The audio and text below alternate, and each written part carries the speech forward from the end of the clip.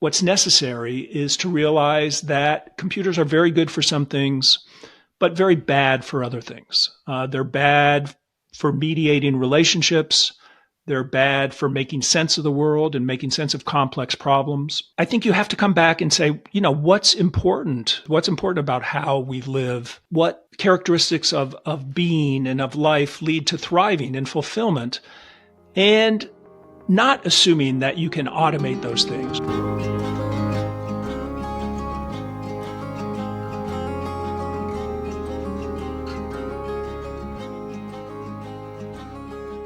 Nicholas Carr has had a great influence on the way I have thought over the past several years about technology, and his newest book is no exception to that. Superbloom, How the Technologies of Connection Tear Us Apart.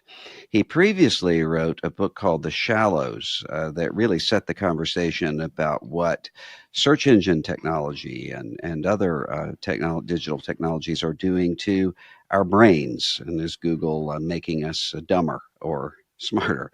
He writes for The Atlantic, New York Times, the Wall Street Journal, and this book is taking on questions of the kind of digital technology that we're in the middle of, as well as the sorts of technologies we are headed toward, which is why I think it's so important for everybody, and I think particularly for Christians who are worried about what fracturing community looks like, and what what even the question of what it means to be human looks like. Nicholas Carr, thanks for being with us today.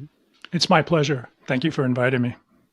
I was struck as I was reading your book where you talked about the kinds of metaphor that some of the digital technology technocrats have used about a mind or a brain similar to the internet. And you had a really hard-hitting line that says, one of the curiosities of the early 21st century is the way so much power over social relations came into the hands of young men with more interest in numbers than in people.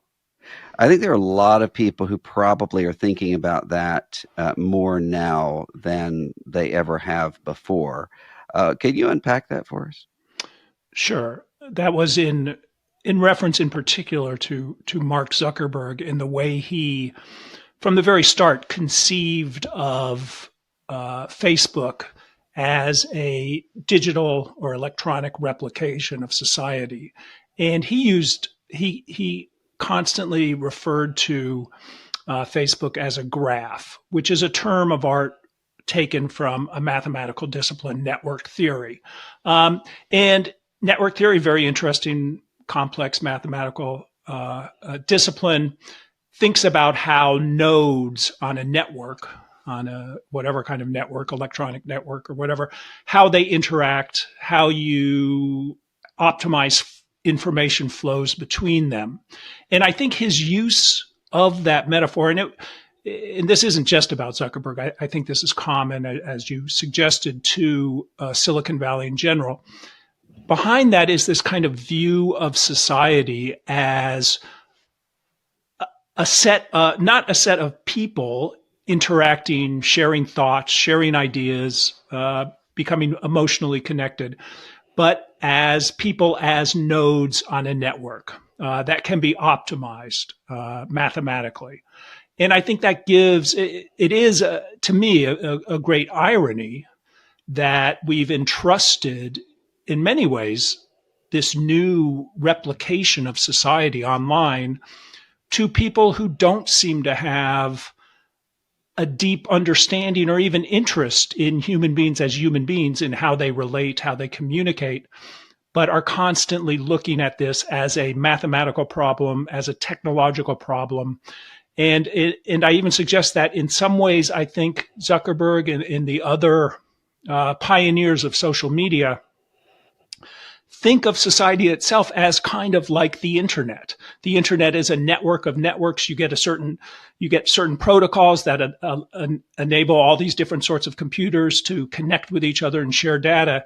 And if you look at how social media has evolved and emerged, it's very much kind of taking this model and applying it to society. So it's, it's society is kind of a a community of communities, and you can scale those things up the way you scale up digital networks, computer networks. And it's just a very, to me, it's it's a view of the social world and of humanity that omits what to me is most important about us. Hmm. And what's that? It's our ability and our need to form societies through relationships with other people, with our parents when we're young, with our other family members, with friends, and slowly as we get older, we expand the people that we connect with. We go to school, we get jobs, and all of this, it seems to me, begins with people being together in a physical place, and learning how this is I think one of the most important developmental stages of childhood, is learning how to understand each other as separate individuals, with a broader goal of, once you understand each other as separate individuals with their own integrity, their own dignity, then you can form bonds. And those bonds, based on this kind of deep understanding of each other, to me, are what are essential to a healthy society. Elon Musk has said that he's about 80% sure that reality itself is a computer simulation. I think we're probably accustomed to having the kind of person who's an innovator, having some eccentric views. But would that fit into what you're seeing here? Just a completely different way of seeing society and humanity. Absolutely. And I think when Elon Musk says that, he's not kidding around. He because he's talked about this quite a bit. He actually thinks that it's almost a certainty that we are ourselves digital creations, as if we were in a video game. For instance, he's a big video gamer, as all these guys are. He really thinks it's highly likely, overwhelmingly likely, and through an argument that is based, I think, on a bunch of faulty assumptions stacked up on each other, that we aren't real people in a real world. We are, from the start, digital avatars, characters in a video game that is being manipulated, that was built and manipulated by some higher intelligence on some other planet. And so as soon as you take that view,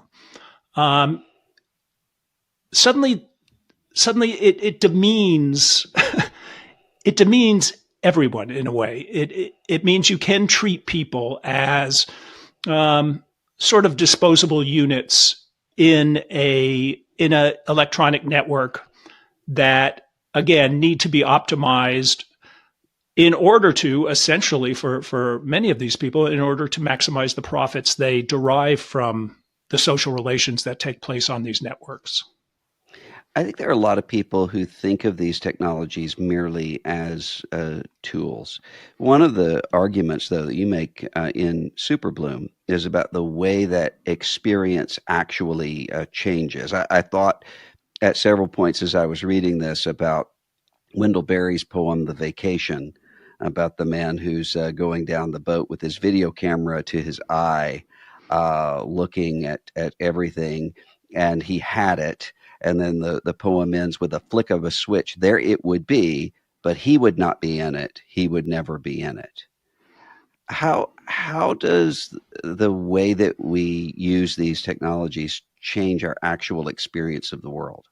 I think one of the big points that I try to make in the book is that human beings grew up in a physical world, in a material world. And we are actually, even though we are very adaptable creatures, and so kind of take to the ease and convenience of online socializing and information gathering and everything else very easily, I think we are actually profoundly ill suited to living our lives, particularly our social lives, online. Um, we thought that being able to communicate with a much broader set of people much more quickly in much greater volume would simply expand our horizons, would give us, more social context, deeper understanding of each other. And I think what we've seen, even though we still, I don't think, have fully grappled with this, is that we are overwhelmed by the communication that we thought would liberate us. And it turns out that I think a lot of uh, our social identity, our social life, really does hinge on being in physical places with groups of people. Doesn't mean we can't extend that with telephone calls and with letter writing and everything. But I think if you look at how human beings act in the world, we are very much dependent on being together in the physical world. And what happens in that way is, if you think about how society worked up until social media came along, you'd go out and you'd be with one set of people. Maybe it would be your classmates in school. Maybe it would be your coworkers at work. Maybe it would be your family. Maybe it would be a group of friends going out to a restaurant or whatever. And you'd socialize there and you'd learn about one another. And then you'd separate, and there'd be time where you're by yourself. And you can kind of think back over what just happened, about your relationships there. And you kind of have downtime, as we might refer to it now, in which you can organize your thoughts. You can kind of question yourself, and you can relax for a little while because there is a stress involved in socializing. And then you go on to another place at another time with another group of people, and you go through the same process. And it's through these physical interactions that I think we expand our empathetic connection to other people. That makes me think of the ideal paradigm that generations have had for church life.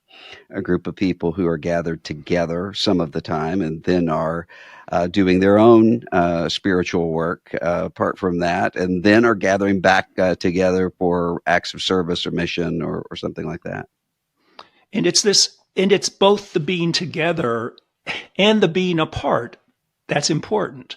When you transfer social life onto the internet and you interact with people through screens, the rhythm of your life, the tempo of your life is completely different. You can socialize all the time because the social world is there in the form of your phone, which we've trained ourselves to carry with us all the time.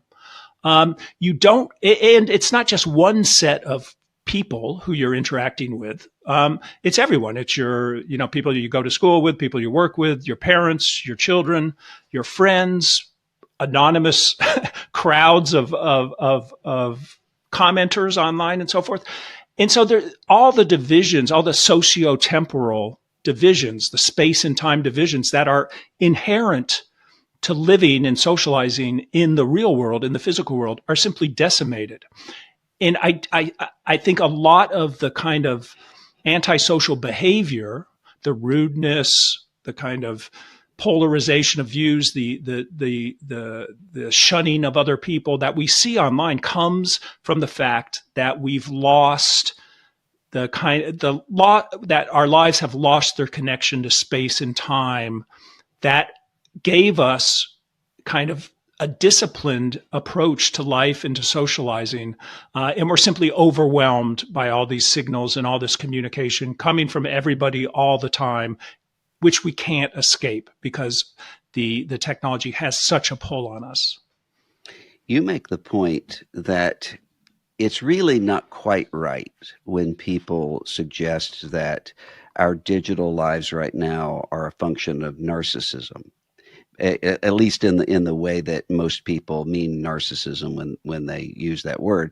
You're making the case that a lot of it is actually a kind of self-judgmentalism a seeing oneself through the eyes of others, kind of a constant checking to make sure one's okay in the social order. It gives me the image of almost the religious notion of a judgment day, except that it's crowdsourced rather than a God who loves you. How does that work, and how does that change us? Yeah. So if you think about how the internet in general and social media certainly um, are organized and designed, you you are constantly encouraged to express yourself in some way. And self-expression, most of us think that's a great thing, and in many cases it is. Um, but you're encouraged to constantly express yourself because unlike in the real world, you can sit with a group of people and be quiet and just listen for a while, and you're still there, you're still present, you don't Mm. disappear. Online, if you go quiet, if you're not posting pictures or comments or videos or whatever, you disappear, you have no presence. So you're very much encouraged, and certainly this suits the needs of the tech companies who want to gather as much information as possible. You're constantly encouraged to express yourself in one way or another. And then how do you read the way other people are reacting to you? Well, you read it through this kind of market research that's always going on online. Who liked my post? How many people liked my post? Who commented on it? What kind of emojis did they put on it? How many exclamation marks did they use? How many friends and followers do I have? It's all these numerical kind of attributes of attention and affection that you have to constantly try to read, as if literally you're kind of producing a media production of yourself that gets broadcast through the network. And then you're collecting this feedback, this market research to tell you who you are. And I think what that leads to is a kind of not narcissism, where we're overwhelmed with kind of self-love and self-involvement, but this kind of anxiety producing desire to track how other people are responding to you and to shape your own being, your own personality, to ensure that the reactions you get are optimized, Mm. so that you're optimizing your likes and your followers, and people are thinking highly of you and giving you smiley emoji and stuff. So it becomes almost, rather than us growing into a personality through lots of different social and even solitary moments in our life, we kind of become producers of our own show. And Mhm. then we have to constantly adapt to the feedback we're getting from people. So it's a very, ultimately, I think it tends to flatten individuals and turn them into images, which in the end is all that is being exchanged online. One of the things that I've noticed for some time now within evangelical Christianity is a group of young men who don't seem to aspire to be preachers or pastors or even scholars in the way that previous generations would have aspired to those things, but to be edgelords on the internet. And it seems that one of the ways to do that is to say something really, or to post something really shocking in the hopes that a normie will react to it and say, look at how terrible this is, which will then continue the attention for that person. And you can see these young men become more and more and more extreme, sometimes to the cases of actual literal Nazification. And I thought about that phenomenon as I was reading your book when you talk about, you were quoting Sherry Turkle about this digital way of life as an anti-empathy machine. And what we have seen is with the coming along with the rise of this type of ministry, for lack of a better word here, comes the idea that's become very popular in that sector of the religious world, that empathy itself is a sin, that empathy is a fake virtue, and that leads to all kinds of bad things, and so we should step away from empathy. Uh, I mean, what what does our sense of where we are right now technologically do to the ability to have empathy? Yeah, and what you see, I think, is, I earlier mentioned how adaptable we are, and that's generally one of the great strengths of human beings. We can adapt to different situations very, very well. But adaptation is not necessarily it doesn't necessarily make you better. You can adapt to a situation, to an environment in a way that makes you less, more unfeeling, less empathetic, less sympathetic, more angry, whatever. And I think what we see here in this, when you get people, and as you kind of laid it out, it feels very bizarre. People saying, "Oh, empathy is kind of an enemy that we shouldn't get caught up in there." I think that's a manifestation of how people adapt to the online environment.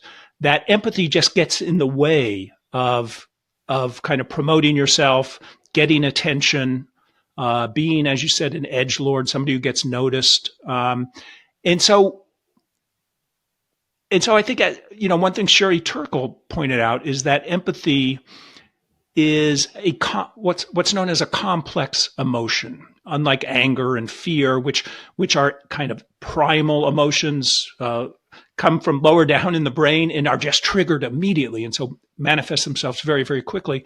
Empathy is something you learn how to express and how to feel. And it requires attentiveness to other people, to their expressions, trying to get inside their head and why are they talking like this, and it requires a great deal of attention. And one thing that online life steals from us, or doesn't allow us to sustain, is attention.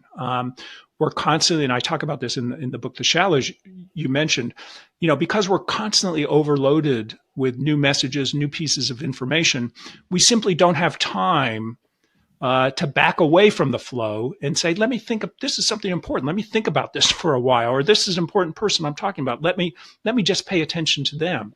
So when you're constantly interrupted, constantly distracted, constantly shifting your attention rather than focusing it, not only do your thoughts become more shallow, because deep intellectual thinking requires concentration and focus. Not only does it affect your intellect, I think it also affects your emotional capabilities too. You start to lose these deep, difficult, complex emotions that take time and attentiveness, and you revert to kind of very instinctive things like anger, uh, uh, fear, belligerence, all these things. And I think we see a lot of that online, and it is very concerning that in the end people start to say, "Oh, well, empathy wasn't important anyway." It's them kind of, I think, expressing the fact that they've kind of destroyed their ability to experience empathy, and so they say it's not important anymore. And I think we see this on the intellectual side too, where people say, "Oh, I don't need to read books anymore. I don't need Mhm. to focus on one thing for a long time. That's just a waste of time. I just really need to process information as quickly as possible." So in kind of adapting to our new environment, we start to take on the qualities of that environment. It makes me think of the way Jesus taught with parables, and also in the way he would do just straightforward teaching in the Gospels. There was this sense of getting people to this point of perplexity. What does the father do when the son who has insulted him comes back home? Or who is the one who was the neighbor to the person beaten by the side of the road? And there's almost this required, not just thinking through, but feeling through this before he turns it around and flips it on the person who's hearing. Uh, that is completely different from the entire way of thinking, and I think about that in terms of even for people who in our world, the reading of scripture personally is an important part of one's spiritual development. And I find more and more young Christian students and others who really want to work on their spiritual development, but say, I don't know how to read a text. I know how to go in and to kind of search for different things that can suit my needs at the moment, but I don't know how to actually just sort of get lost in the Gospel of Mark or in the book of Jeremiah or something like that. That's that's the time we're in, right? Right. It's not anything specific to one sector. I think that's absolutely right. I mean, just as it takes time to learn how to feel complex emotions like empathy, it you have to learn how to pay attention. And I think this is one of the most important things in childhood education, because kids uh, are naturally distractible. Put it that way, and so are adults. I mean, are all of us. And so being able to with kind of screen out distractions in order to focus your mind on something important. And maybe it's what you're reading, maybe it's a conversation you're having, maybe it's a work of art, whatever. That is something that has to be learned and it has to be practiced. And I think we are not teaching kids those skills, the skills of managing your own mind in a way and saying, in making the choices yourself, this is what is important to me now. This is what I'm going to focus on. Instead, we give the technology sway over our own attention. We say whatever comes up next on the phone is what I'm going to look at and what I'm going to pay attention to. So Hmm. we're not training kids how to kind of manage their own conscious mind, which is essential to actually choosing what you're what you want to do at any given moment. And we're also as adults, I think it's not just kids, we're also as adults kind of losing that ability as well.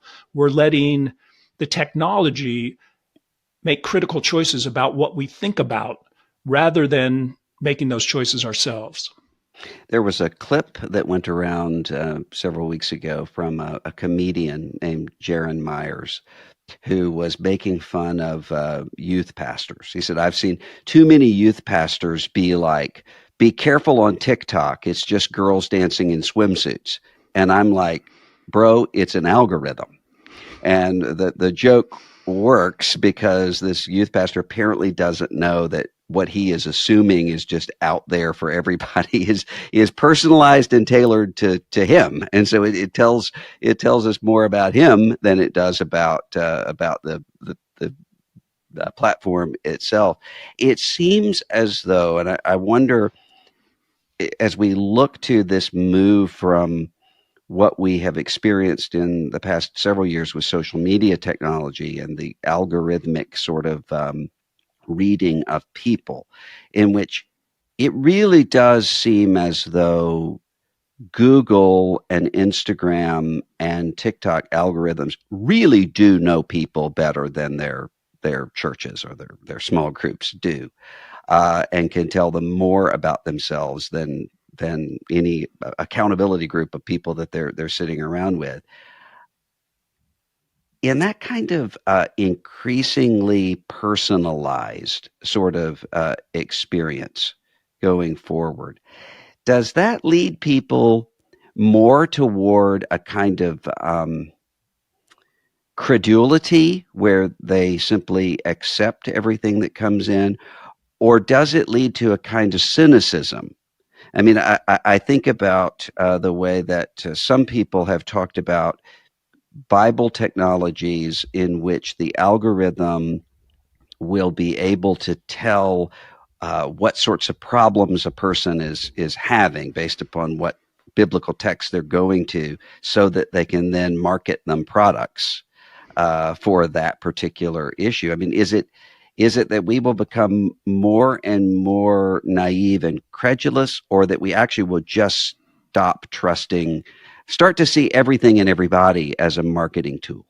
I think it's both. I think certainly when you are overwhelmed with information and you have to make sense of things very, very quickly, you tend to fall back on biases, fall back on kind of easy pattern recognition, try to fit things very quickly into categories. Um, and so you kind of start to believe what you've trained yourself to believe and discount everything else. And you start to form groups with other people who share those same kind of biases or beliefs, and discount and see others as the enemy. And so that leads to the kind of credulity we see online often, which people will simply believe anything that fits into their existing ideological or intellectual framework and dismiss everything else. But I think there is also growing, and I think this gets less attention. We talk a lot about people falling victim to misinformation and stuff, but I think there's also this growing sense that, well, nothing's really trustworthy. Nothing's really true. And I think this is being exaggerated now with AI, which can produce anything about anything at a moment's notice, whether it's true or not. And so I do think that in fact, the bigger threat to a a healthy society and a healthy personality will actually be cynicism, that people will start saying that, well, nothing is worthy of belief. So I can just make it up, or we can make it up together.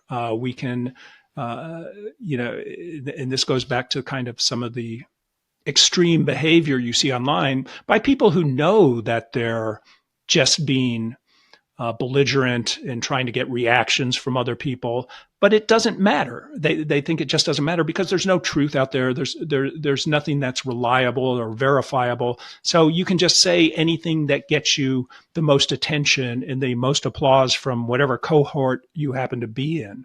And I very much worry that as now media gets flooded by machine generated content, once again, that's very much personalized to you. We are going to see just a continued growth in cynicism, and people ultimately taking a kind of even nihilistic view that nothing really matters. And I can't trust anything, so I'll just behave in whatever way I want. I have found myself in some version of the following conversation countless times over the past several years. A group of religious leaders who will say, look, Martin Luther used the printing press and the Reformation exploded. Billy Graham used the newly emerging technology of radio and television and those sorts of things. And if we're actually going to engage with the generation to come, churches have to be able to do that via artificial intelligence. But I haven't found anybody who can find a way to do that yet in a way that's compelling to me. I mean, a Roman Catholic group created an AI priest, Father Justin, who ended up actually being defrocked, even though he's not real, because he became a heretic pretty quickly. And there was no way to control this, what they assumed would be a delivery system that could kind of help people with giving them counsel and advice from their religious point of view. And it ends up suggesting that baptisms can happen with Gatorade. How on earth is that going to work when you're dealing with a technology that isn't just a communications tool? Yeah, I mean, I think what we've seen with the rise of social media in particular is that communication technology, which used to be just a transmission technology, it was people on one end, whether it was a telephone line or a broadcasting system, people on one end creating some kind of information, some kind of content, and getting it to other people at the other end. And the media system just was a transportation network for information. With Facebook and its algorithms and YouTube and TikTok with their algorithms, suddenly the media system, the machinery, takes on an editorial function. It starts choosing what content to show to what people and what content not to show. And I think with AI, the machinery is going to take on what we long saw as the fundamental role of human beings in media systems, which is actually creating the content. Um, so suddenly you have the network, the machinery, creating the content, performing the editorial function of choosing which pieces of content which people will see, and then also being the transportation network. And when this happens, you have to start to wonder about the motivations of the people and the companies that are operating the networks, because suddenly they're in a position of enormous power over everyone who is going onto these systems to socialize, to find information, to be entertained, to read, to worship, whatever. And I think we're entering a kind of world that we're completely unprepared for and haven't really thought about, because we've always assumed that, ultimately it's people who are creating the information that we pay attention to. And suddenly with AI, that assumption goes out the window. And I think one of the dangerous, one of the dangerous possibilities, and I think this is kind of what you're touching on, is saying, well, it's okay. We should just go with the flow because, hey, at least AI is, can give us kind of what we want and can do it really quickly and really efficiently. So why sit down and, struggle with writing a toast for my child at his or her wedding? Why sit down and write a sermon from scratch? Why, write a letter to a friend when you can just plug your desires into the desired outcome into a machine and it'll pump out adequate material very, very quickly. I think that's extremely tempting in many, many different areas. But again, in the end, what it steals from us is our own uh, our own ability to make sense of the world in whatever domain we're talking about and express that understanding of the world. And again, the ultimate effect is this kind of flattening of humanity. You use an analogy in the book of AI engines as being equivalent to clairvoyance in some ways. That it's actually a talking with the dead. What did you mean by that? Well, if you look at the huge spiritualist movement in the 19th century, it emerges and is closely tied with the development of the telegraph system.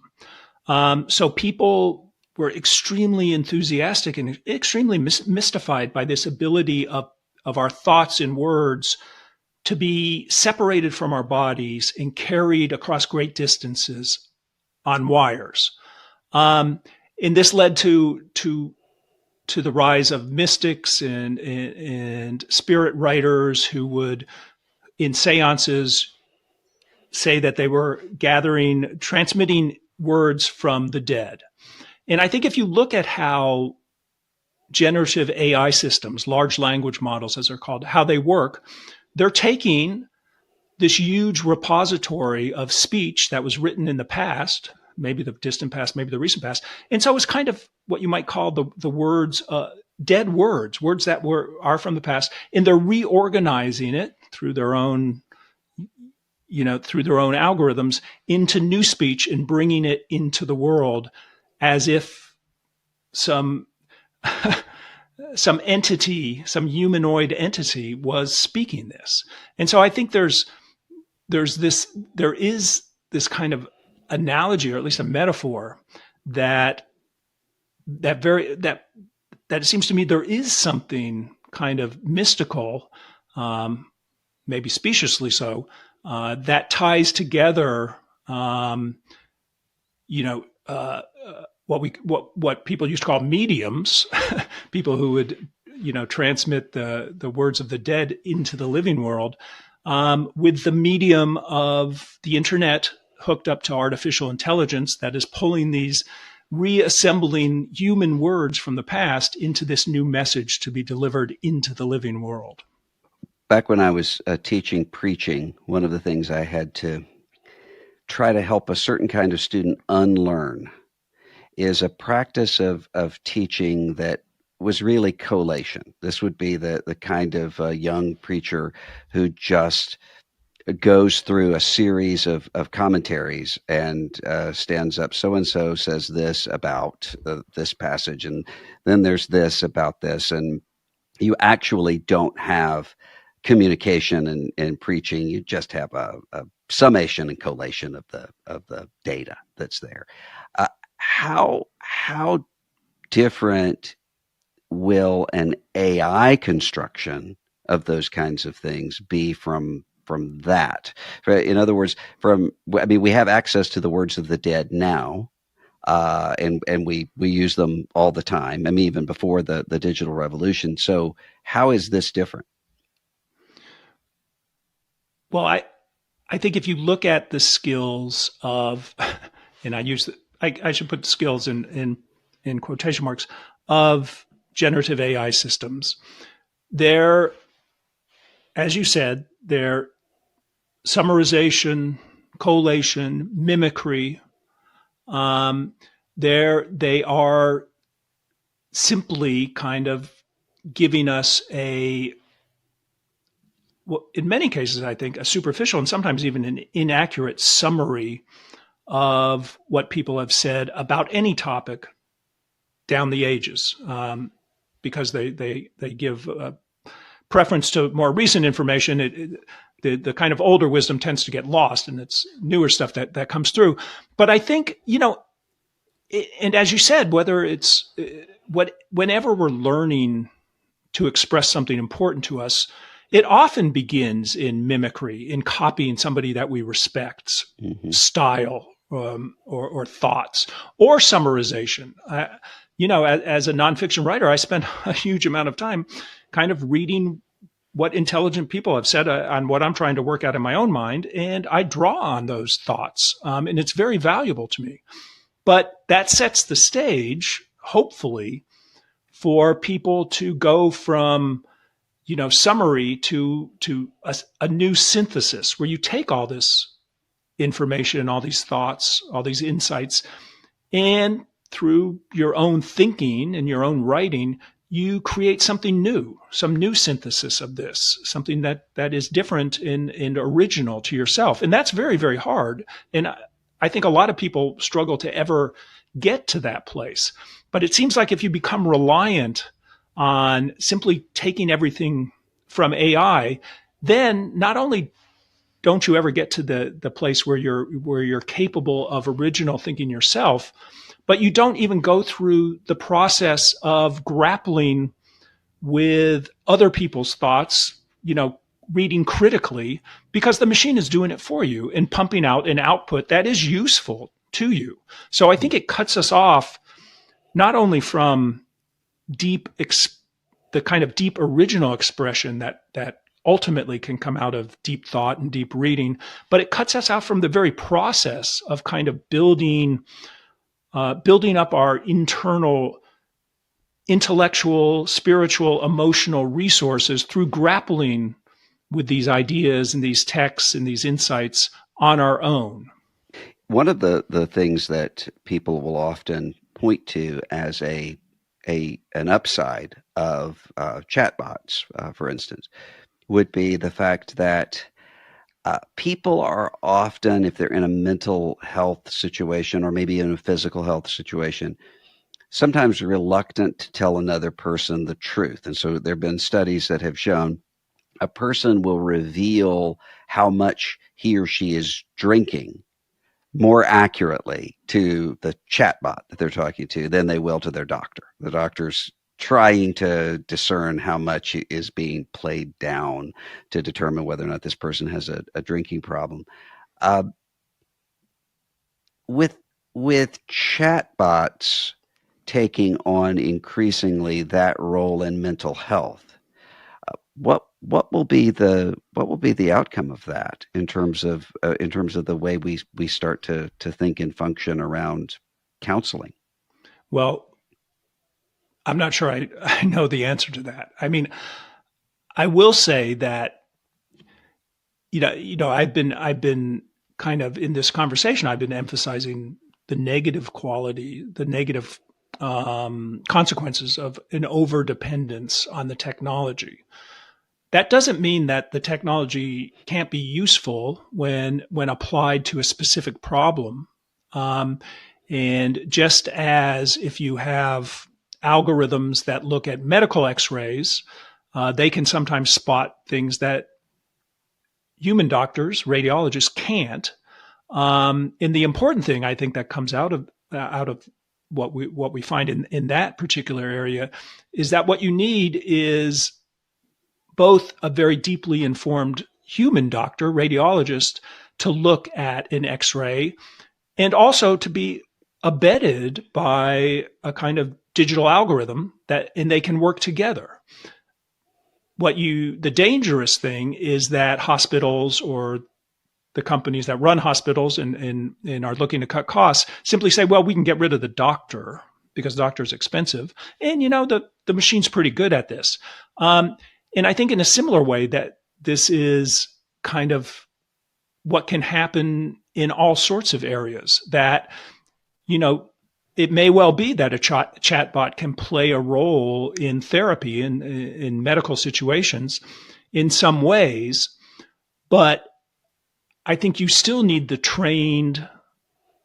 deeply trained and deeply experienced professional um, to play the central role. And the tool can kind of do things that maybe the doctor can't or the therapist can't.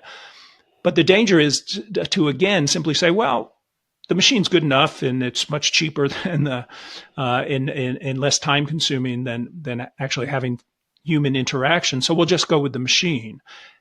And I think if you look at where American society stands today, it's pretty clear that we have a crisis of loneliness. And I'm not saying that computers and smartphones and social media are the only cause of that. I think it's a very complex phenomenon that's been going on for quite a long time. But certainly this idea that you can socialize simply by staring into a screen, I think ultimately leads to a mirage of socializing that actually leaves people lonely. And I think to go from there and to say, well, the way to address mental health issues, including loneliness, anxiety, whatever, is simply to have people talk to screens more rather than engage with other human beings. It seems to me it's probably, even though it might be cost effective in some way, it's simply going to make the problem worse. It's not going to solve the underlying emotional issues that the modern world in many different ways has created. I often think about a moment from, I suppose it was the early 2000s, when I was driving through Indiana and stopped to get gas, and I could see a gathering of people across the street. And I said to someone, "What's going on over there?" And they said, "Well, they're protesting this new adult video store that has opened here off of the highway." And the community says, "We don't want that here. We're wanting to protest this." And I think about that all the time because I don't know. I could never find my way back to where I was, but I'm willing to bet the adult video theater is probably not there. But it's not because that community's sense of morality triumphed. It's because pornography became ubiquitous and digital in a way that they simply couldn't compete with. It's one of those, with the pace that technology is going, it seems as though there is no time at all between, oh, that's a science fiction-y sort of scenario, that'll never happen, to, well, I mean, this is just the way it is. What are you going to do? There's that time between those two reactions is no time at all. So how should people who are trying, churches and leaders who are trying to prepare people for an AI changed world, how can we do that when it just seems simultaneously so taken for granted by people in some ways, and such a stretch in others. How do you communicate how to actually be prepared and to move into that consciously? Yeah, and it's a very difficult question because even though we're in the midst of enormous hype about AI, nobody really knows what's going to happen. So it's hard. And again, this fits in with the way things change so quickly, um, because we have to make decisions now about a technological force that we don't really understand. We don't really know its consequences yet. It becomes very easy to take a kind of laissez-faire attitude and say, well, let's just wait and see what happens. And then by the time it happens, it's kind of too late. One thing I try to do in Superbloom is to go back and show how in the last century, when we were going through a communications and media revolution with the telephone and telegraph and broadcasting, radio, TV, telecommunications, everything, how even though things were changing very, very quickly, you saw, you know, government officials, legal officials, people in, religious people working together to try to figure out how can we protect what was called back then the public interest or the common good, because they saw that this was the revolution in communication and media brought lots of benefits, but it also threatened a lot of things that people thought were important. And you saw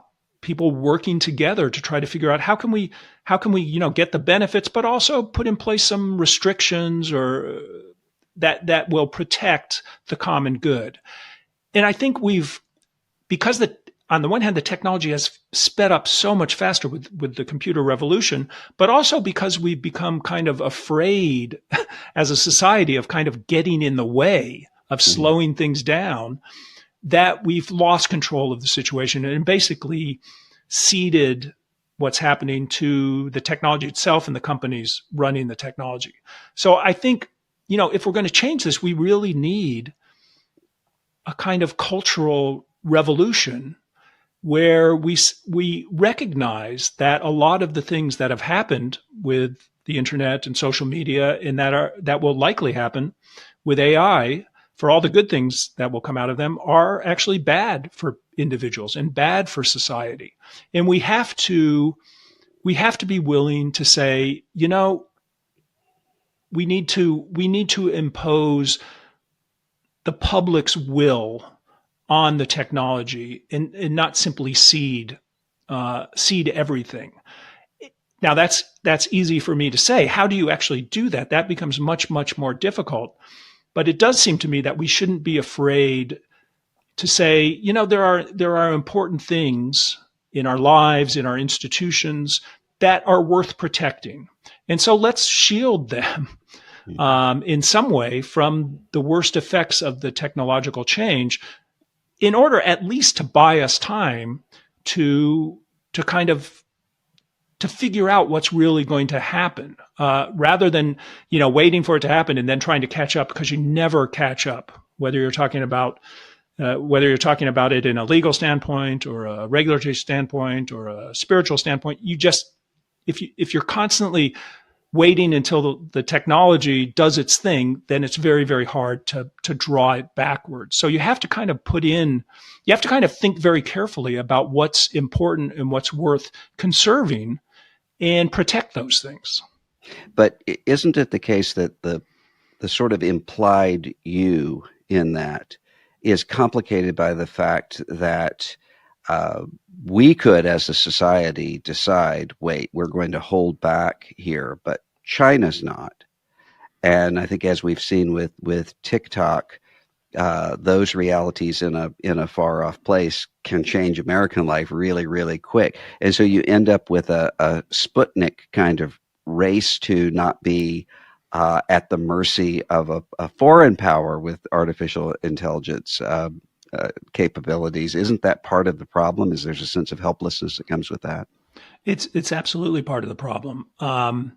And we saw the same thing in the early days of the internet, which is in computer programming stuff. If we don't just go full speed ahead, then a different country is going to get ahead of us. And there's certainly some truth to that. And economically, um, in and even in terms of national security, there are important things. And so it's by no means an easy problem to solve. But I think, pursuing progress in artificial intelligence does not hinge on incorporating artificial intelligence into every system we depend on, into our entertainment systems, into our communication systems, and just saying, okay, because we need to progress with AI, well, let's have AI choose the information we look at when we're doing an internet search. I think you can draw distinctions in a way that doesn't block important progress that might be something necessary for your country to thrive, but doesn't simply say that this tool fits every possible use we can imagine. I knew we were in a new era the first time a pastor called me to say that he was grappling with how to deal with a marriage that was breaking apart because a man had fallen in love with his chatbot and was saying she understands me better than my wife does, which of course is probably true, but in a really inhuman sort of way. Right now, I heard just the other day from a church that was saying we still haven't recovered from COVID when it comes to the community aspect of people with each other, knowing one another in their congregation, and they're trying to catch their breath from all of that. And now we're moving into who knows what the new technology scenarios will be. If you were to recommend that congregation says we really do want to maintain human community and we don't know how to do it in this kind of world, what would you say to them? I would say that you have one of the messages I try to get across in this new book is that there are a lot of problems that have come out of social media, social problems of all sorts, problems with kids and everything. And our first instinct is to blame the technology or the companies for these problems. And I certainly think the companies and their leaders, they have a lot to answer for, because I think they were very rash and kind of knew many of these problems that would come out of their work. And yet that kind of blaming the companies and the technologies lets ourselves off the hook. Because one thing social media is very good at, and we've touched on this already, is giving us what we want, reading what we're interested in, reading what tickles our fancy, what grabs our attention, and then just pouring that stuff onto us. And so we have to begin, I think, by acknowledging our own complicity in all these problems. And coming back to a place where instead of letting a place where we actually take responsibility for our choices about what we pay attention to, how we gather information, how we express ourselves, how we interact with other people, rather than letting the technology and the companies make those choices for us.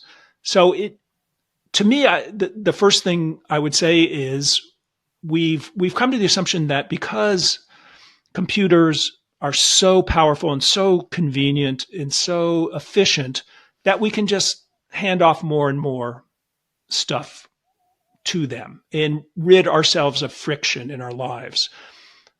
I think what's necessary is to realize that computers are very good for some things, but very bad for other things. They're bad for mediating relationships.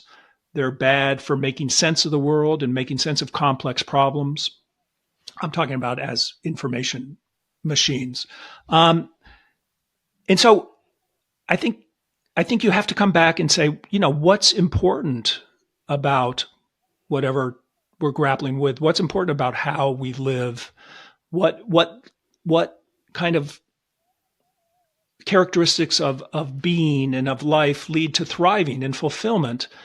And not assuming that you can automate those things or you can let a computer intrude into those things, that there are aspects of life that should be shielded from speed and efficiency and kind of industrialization and automation. And that's hard because it means that things won't go as easily and as efficiently as we're used to. But it seems to me that ultimately, if we're gonna kind of maintain a healthy society and healthy individuals, we have to look very, very hard at what computers and other technologies are good at, and look very, very hard at what they're not good at, and not allow them to take over the things that they're not good at, to risk to kind of keep that in human hands, even if it means it's going to be less convenient. Things are going to happen more slowly. You're going to have friction. Sometimes those things are actually the important qualities that give richness to our lives. One of the things I love about this book is the end, in which you do not give a list of things society can do to fix this, but instead talk about personal, willful acts of excommunication. What does that mean? It means kind of two things, I think. One is that technology in many ways, and this is something other commentators on technology and its social implications and cultural implications have talked about, becomes itself a sort of religion, that we trust it to make our lives better, to ensure we're fulfilled, something that it's really not at all good at. And so we need to excommunicate ourselves in a way from the religion of technology, and get back to the deeper human qualities that really are essential to thriving and to living a life that feels satisfactory and fulfilling. And then it's also a much more literal excommunication, meaning one of the thrusts of the book is that we think because communication is generally good, it's good to exchange information and talk to each other, that more communication must be better. And I think we've worked ourselves into a trap where we now communicate so much that it undermines the very qualities we wanted communication to bring to us, closer relationships, more harmonious societies. When you communicate too much, you actually begin, excuse me, to erode those things. So by excommunication, I simply mean backing away from the intensity of communication as we experience it today, and returning ourselves to a time where you saw the importance of communicating in person with small groups of people or large groups of people, but you also see the importance of being outside at times of the flow of communication, the flow of information, to be by yourself with your own thoughts, to be in a condition of solitude, which is something that I think we've lost today, and particularly children have lost, and we have to excommunicate ourselves in a way to return to these varieties of experience, some of which require a lot of communication, some of which require a little communication, and some of which require no communication whatsoever. The book is Superbloom, How Technologies of Connection Tear Us Apart. I really recommend that you read this book. Thank you, Russell.